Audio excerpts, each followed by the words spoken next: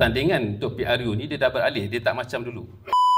Tetapi kalau kita tengok sekarang ni, khususnya untuk pengundi muda, dia dah beralih ke media sosial, dia dah beralih kepada khususnya platform seperti TikTok. Jadi bila kita daripada parti jalanan dah biasa, orang kata parti jalanan dah biasa turun ke jalan, berkempen, pergi ceramah mega dan sebagainya. So bila kita nak beralih, nak shift kita punya pemikiran daripada berkempen secara ceramah yang kurang bersasar lah, sebab kebanyakan yang biasa kita tahu yang datang ceramah ni majoritinya adalah ahli anggota parti itu sendiri.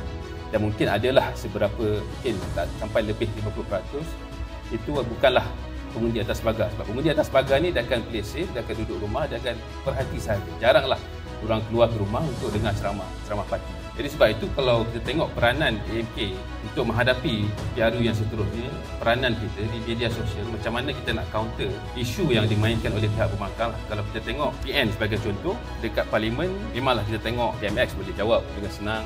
Kita pun dah bentangkan pelbagai polisi dan idea yang memang memberi kesan pada kehidupan dan ekonomi rakyat. Jangkaan yang agak merisaukan untuk PRU yang akan datang, di mana diorang tahu kekuatan diorang adalah bermain dengan sentimen perkauman ataupun emosi perkauman. Jadi sebab itu kalau kita tak buat persidangan rapi untuk menghadapi PRU yang akan datang, emosi ataupun sentimen emosi perkauman itu akan lebih dahsyatlah menjelang PRU 16.